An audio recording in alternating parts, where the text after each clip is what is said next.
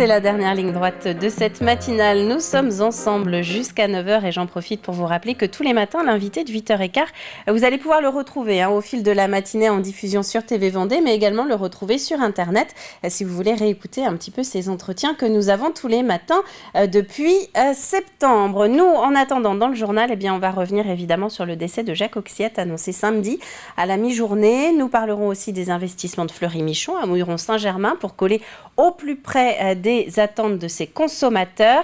Et puis, dans le plus de l'info, tout à l'heure, nous allons faire un point sur deux formations qui n'ont rien à voir ensemble, si ce n'est qu'elles sont plutôt porteuses. Ce sont les filières des métiers de la sécurité et de la mode. Rien à voir, vous voyez. Mais avant tout ça, on va jeter un œil pour la dernière fois à la météo de ce lundi matin. D'une manière générale, la semaine devrait être marquée par le retour d'un beau soleil. Ça, c'est ce que vous allez pouvoir retenir. La masse d'air prévue sur la Vendée devrait nous permettre d'avoir un temps relativement sec. Ce matin, donc, retour du soleil avec quelques nuages malgré tout qui vont persister localement. Et cet après-midi, c'est la même chose. Du soleil pour tout le monde, mais une fois n'est pas coutume, donc il est bon de le souligner. Il devrait même y avoir plus de soleil dans les terres que sur le littoral ce lundi. Les températures sont relativement douces pour la saison. Au plus chaud, il devrait faire jusqu'à 12 degrés aujourd'hui, qu'on soit à Montaigu-Vendée, La Roche-sur-Yon, les Sables d'Olonne ou encore la Châtaigneraie. Puisqu'on parle des Sables d'Olonne, on va jeter un coup d'œil au marais du jour. La mer est annoncée comme agitée. Les coefficients sont plutôt bas, vous voyez, 48, 49 et la prochaine pleine mer est à 13h. Du côté de notre carte des marchés alimentaires, pour trouver l'inspiration pour les repas de fin d'année, on va prendre la direction des marchés de ce lundi et on va prendre un petit peu d'avance d'ailleurs, puisque nous ne serons pas là la semaine prochaine, le matin, pour vous accompagner. Sachez qu'à Chambretot, la commune déléguée de Chambéry, c'est le 3e lundi de chaque mois, le marché, donc pas aujourd'hui, mais lundi prochain justement. Donc si vous avez l'occasion d'y faire un tour pour les fêtes de fin d'année, ça se passera à place du Suireau. La sainte du jour, c'est Lucie. Bonne fête donc à toutes les Lucies. Et maintenant, on passe au journal.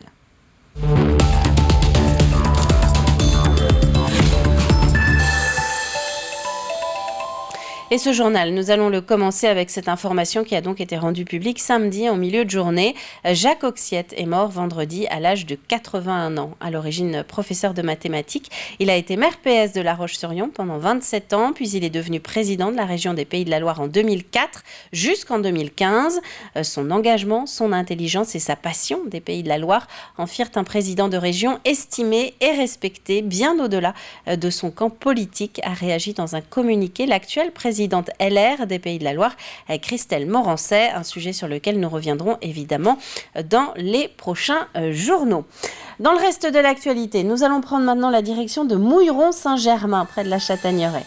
Après 2 années compliquées du fait de la crise sanitaire, l'entreprise Fleury-Michon lance un plan d'investissement de 120 millions d'euros sur les 5 prochaines années. Modernisation des lignes de production, réduction des emballages plastiques ou encore développement du drive et des livraisons sont parmi les objectifs. Alexandre Debray. Depuis 2019, Fleury-Michon a investi 9 millions d'euros pour modifier cette ligne de production sur le site de Mouilleron-Saint-Germain. Grâce à cette somme, une partie de l'usine se passe désormais du plastique. Notre ancien procédé de fabrication de plats cuisinés en barquette plastique, la cuisson se faisait en autoclave. L'autoclave, on peut le comparer à une grosse cocotte minute, et donc ça se faisait avec de l'eau. C'est ce qui nous empêchait jusque-là de sortir du plastique, puisque le plastique est indispensable en tant que barrière imperméable à l'eau pour conserver le produit. On vient donc d'innover dans ce nouvel atelier de cuisson ouverte il y a 2 ans maintenant, et on peut amorcer cette transition d'emballage éco-responsable avec une première gamme de barquettes bois qui est déjà un vrai succès. D'ici 2025, l'entreprise va atteindre 100% d'emballage recyclable, y compris pour le plastique. Fleury-Michon va injecter de 15 à 20 millions d'euros dans ce site pour continuer le développement et pérenniser les 400 emplois. Ces investissements réalisés depuis 3 ans sur l'activité traiteur nous permettent de relancer une dynamique qui s'était un petit peu perdue, il faut le reconnaître, quelques années auparavant.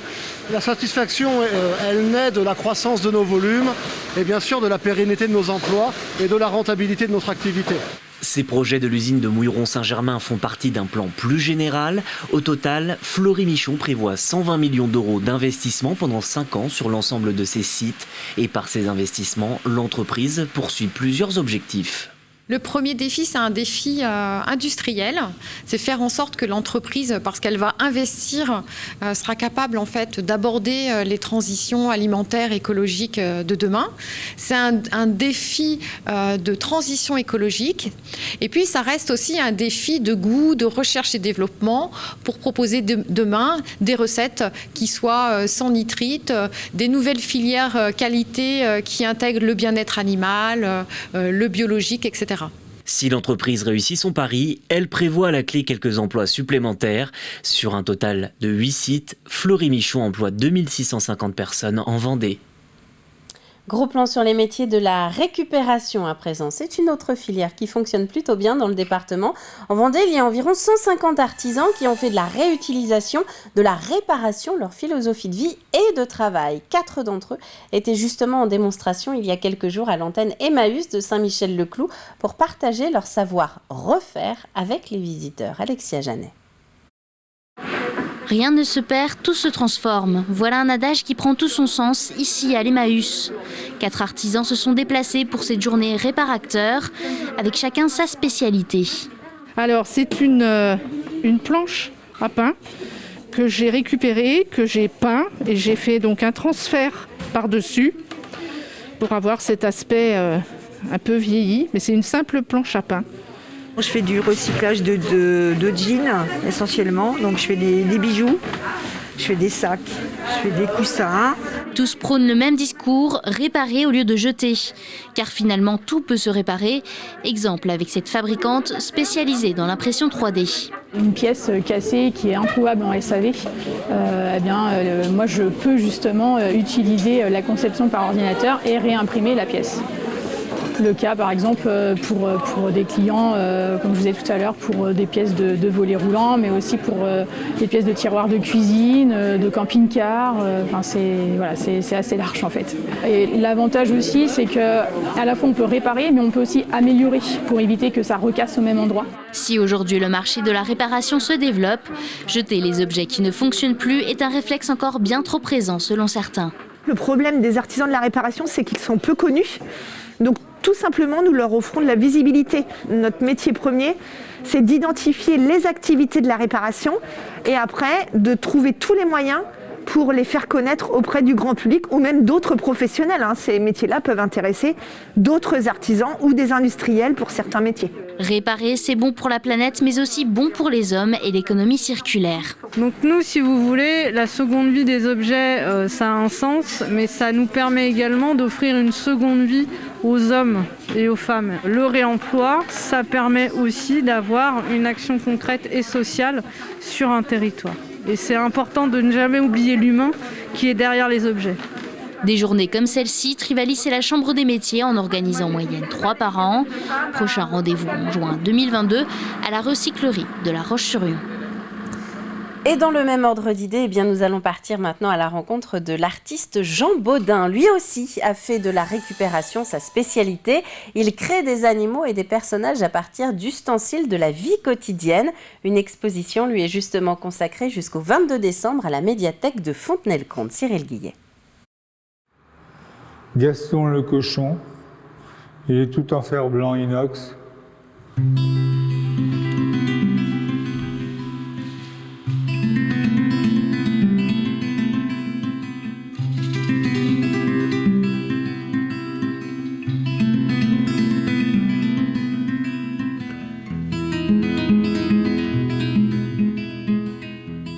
Je travaille avec des objets de récupération, des objets délaissés, usagés, qui viennent de la cuisine, du jardin, de l'atelier, de l'industrie parfois, de l'agriculture. Je me joue de tout.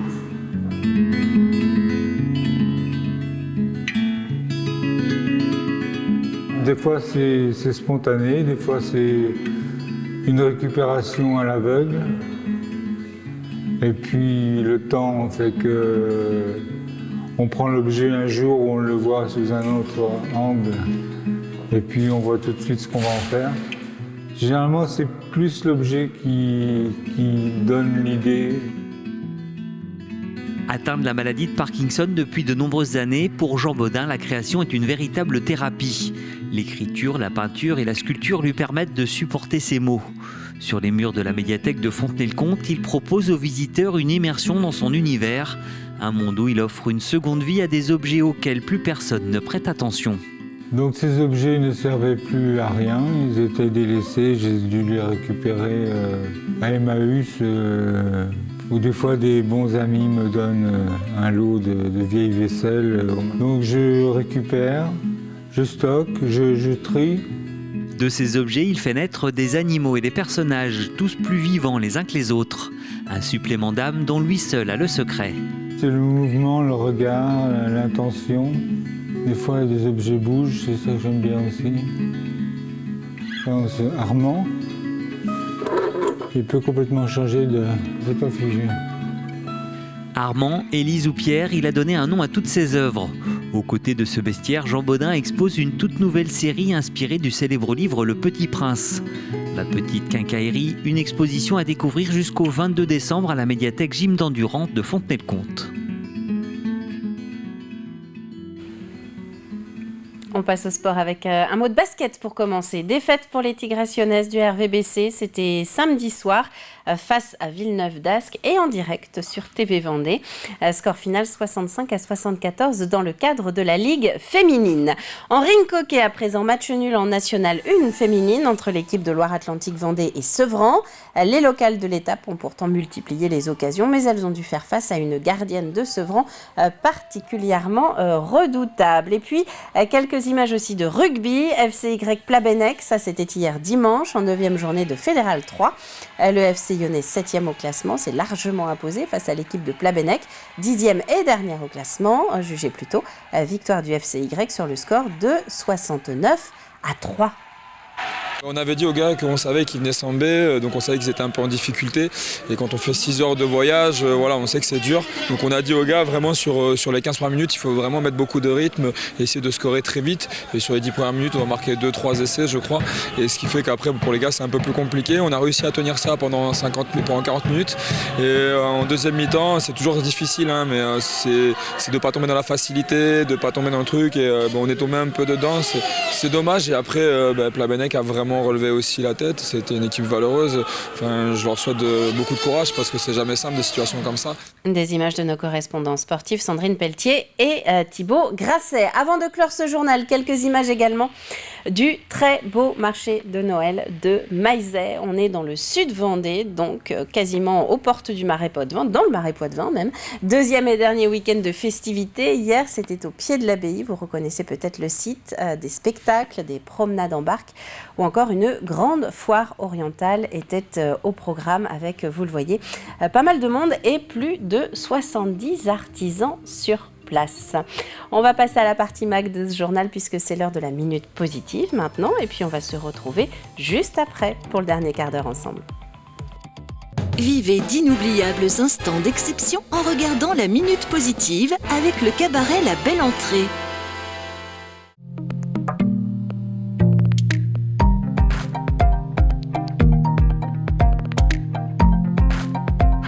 Vas-y, tourne-toi Loïc. Et ensuite là on a un mousqueton avec un anneau. Il y a juste à le serrer quoi. Petite mise au point. Elle va se défaire toute seule et toi tu pars. Avant de se lancer à l'eau. Présentation théorique du métier de nageur sauveteur, suivi d'ateliers de sauvetage en jet ski, paddle rescue ou encore avec des bouées. Ces 13 jeunes participants ont une matinée pour s'initier aux techniques du métier. Sur la plage, on nous voit souvent en train de marcher, de surveiller la plage, et on nous voit rarement en train d'intervenir.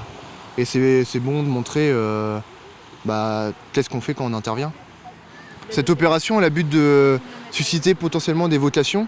On essaye de faire ça, il y a des estivants, des brétignolets, et ça intéresse un peu pour les prochains recrutements à venir dans les années d'avoir des gens d'ici. Savoir secourir une personne inconsciente ou sortir une victime de l'eau, par exemple. Des gestes qui peuvent servir dans la vie de tous les jours. Mais pour la plupart de ces jeunes, cela leur servira surtout à faire leur premier pas dans la profession. Moi, je suis venu ici, on va dire un petit peu pour le but de me présenter, parce que l'année prochaine, je vais être sauveteur à Bretignolles, pourquoi pas. Et j'ai passé les diplômes pour, et puis voilà quoi. Le fait qu'on ait touché au milieu, comme vous avez dit, ça nous donne envie de le faire, quoi. Je voulais déjà découvrir pour savoir ce que c'était et peut-être justement essayer de passer les formations plus tard.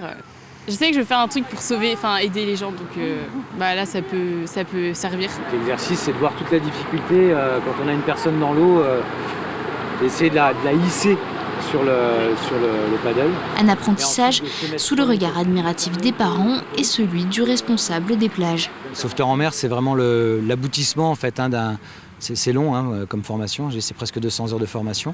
Un métier en pleine responsabilité, un métier où on a les pieds dans l'eau toute la journée, on a des conditions de travail un petit peu idylliques.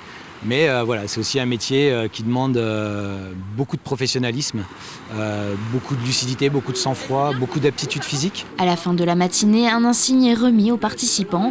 En attendant, pourquoi pas dans quelques années, le diplôme de sauveteur en mer.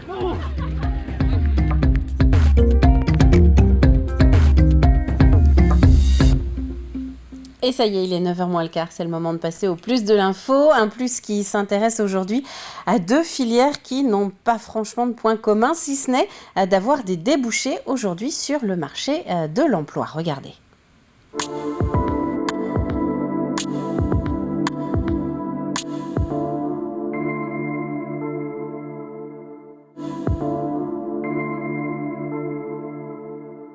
Ce sont des formations d'abord qui sont très porteuses d'avenir et ce sont des formations qui ont des caractéristiques justement qui les rendent porteuses d'avenir. Caractéristiques de ces formations, d'abord ce sont des formations dont le contenu est défini avec les milieux professionnels. Quand je dis les milieux professionnels, c'est l'ensemble des employeurs d'ailleurs, qu'ils soient publics ou privés. Et donc notamment le monde des entreprises, mais pas exclusivement. Donc en définissant ces formations avec les milieux professionnels, on forme des jeunes qui pourront avoir une insertion facilitée. Ce sont des secteurs très porteurs, puisqu'en fait, nous allons vers les Paris 2024. Toutes les conditions sanitaires imposent encore du personnel. Tous les métiers, toutes les formations liées aux conditions du terrorisme et le développement de la sécurité dans l'ensemble des entreprises font que c'est un secteur très porteur. Alors les débouchés sont très vastes, ça va de l'agent de sécurité aux sapeurs-pompiers de Paris, aux managers de sociétés de sécurité, dans l'armée, armée de terre, dans la marine, et les nouveaux métiers qu'il ne faut pas oublier, tout ce qui est les préventeurs, la prévention dans les entreprises, qui sont des métiers peu connus, mais dont les secteurs privés, le secteur privé, les entreprises ont besoin. Nous adaptons donc les apprentissages en fonction des demandes des entreprises et de leurs besoins actuels. Donc là, nous travaillons sur le territoire de Vendée. Nous avons donc des évolutions. En l'occurrence, c'est des demandes par rapport aux ateliers de fabrication. Ateliers de fabrication de luxe. Donc nous adaptons les techniques de montage, de finition, de contrôle qualité de chaque produit. Ils travaillent sur des produits simples, mais adaptés aux exigences du luxe. On va travailler dans des entreprises de fabrication industrielle, donc destinées au luxe, mais aussi on peut très bien travailler dans le prêt-à-porter. Là, le champ est large. On envisage aussi de travailler sur tout ce qui est matériaux souples. En l'occurrence, ici, on a beaucoup d'entreprises de fabrication d'accessoires de bateaux, donc de voiles. Donc nous avons 3 niveaux, seconde, première et terminale.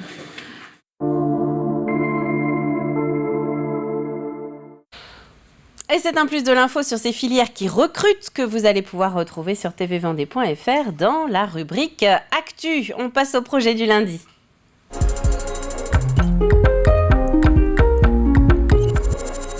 Alors aujourd'hui, c'est un projet un petit peu spécial dans notre chronique hebdomadaire. Depuis la rentrée, vous avez sans doute déjà eu l'occasion de voir les vidéos qui nous sont envoyées par ces Vendéens qui se lancent dans le financement participatif, le crowdfunding comme on dit, pour réussir à transformer leur idée, leur envie en réalité. Et bien souvent, derrière, c'est la plateforme VendéUp qui nous accompagne dans la matinale pour mettre en avant justement ces créateurs. On va donc profiter de cette fin d'année pour comprendre un petit peu mieux le rôle de cette plateforme 100% Vendée. Vendée Up, tout simplement, c'est une plateforme de crowdfunding, donc de financement participatif, donc accompagnement au financement des porteurs de projets, des projets en cours de développement par la foule, entre guillemets, ce qui s'appelle aussi de la love money, de l'argent qui vient des proches notamment, et ensuite des amis des proches. Et voilà, c'est en fait tout simplement une façon de faire du bouche à oreille digital, un petit peu, et financer son projet grâce à ça. On s'intéresse principalement à des projets vendéens, tout simplement parce qu'on a constaté que les financeurs aimaient bien être proches des porteurs de projets, aimaient bien aussi consommer local de plus en plus. Et donc du coup, mettre en avant des projets vendéens, ça permet de dire on travaille sur du local et le porteur de projet, on va potentiellement pouvoir le rencontrer. Donc c'est plus facile de financer, et de toute façon, le financement participatif, la moyenne française dit que de toute façon 70% des financements viennent du local. Donc c'est plus facile de financer un projet qui va se passer à 10 km de chez soi plutôt qu'un projet qui va se passer dans le sud de la France par exemple. Donc voilà pourquoi nous on a voulu permettre cette proximité. Dans un monde sans Covid, on met les gens, on les fait se rencontrer, les porteurs de projets avec les potentiels contributeurs. Aujourd'hui ça fait 1 an que c'est un petit peu plus compliqué de faire ça. Mais voilà, l'idée c'est vraiment aussi ça, c'est de faire rencontrer le porteur de projet aux contributeurs pour que les contributeurs puissent poser les questions sur le projet.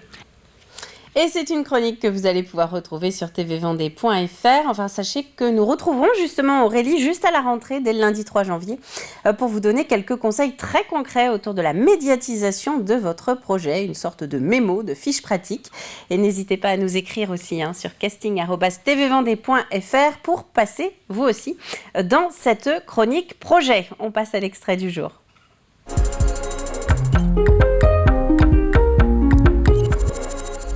Pour cet extrait du jour, nous allons nous intéresser à l'agenda des sorties de Camille. Je vous disais vendredi qu'elle nous proposait chaque fin de semaine dans la matinale une version un petit peu raccourcie de son programme. Eh bien, on jette un œil à la version intégrale qui, justement, est diffusée aujourd'hui à partir de 11h50.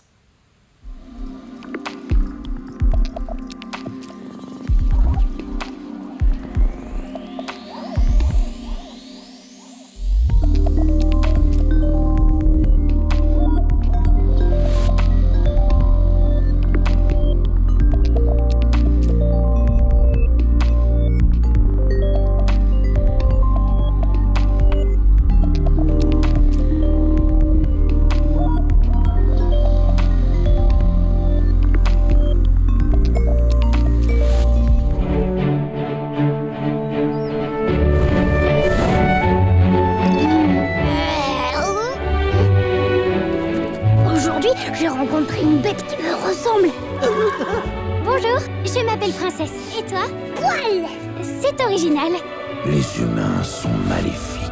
On ne peut pas leur faire confiance. Je dois reprendre ma route. Poil, viens. Eh bien, un peu de compagnie sauvage ne me fera pas de mal. Oh, ça pour être sauvage. Où suis-je? Dans ma chambre. C'est doux ça. Ici, il va falloir que tu fasses attention. Voilà de bien étranges manières.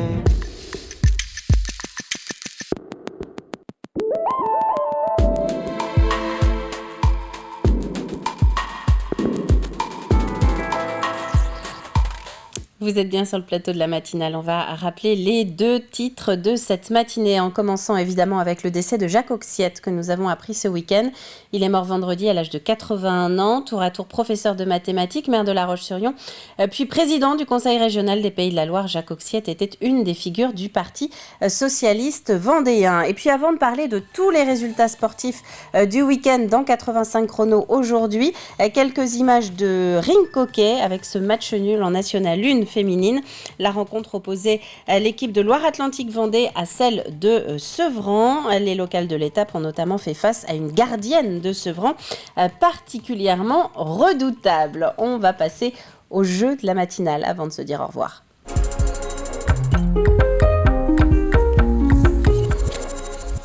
avec donc un très beau cadeau qui va nous accompagner toute la semaine, puisque vendredi après-midi, une personne parmi vous sera tirée au sort pour remporter cette soirée pour 2 personnes d'une valeur de 200 € au cabaret de la Belle Entrée. C'est à Saint-André-Gouldois, faut-il encore le rappeler. Repas, boissons et spectacles inclus. Voilà ce qu'on vous propose à gagner cette semaine. Pour décrocher le lot, quel est le métier de l'actuel président de l'association Art, Culture et Tradition qui s'occupe des fameuses vitrines animées de Beaulieu-sous-la-Roche? Quel est son métier? Indice du jour, entre 6 et 9 ans d'études sont nécessaires. Vous avez jusqu'à vendredi midi pour nous envoyer votre réponse. C'est la fin de cette matinale. Merci à vous de l'avoir suivi. On va se retrouver maintenant demain à 7h pour un nouveau début de journée ensemble.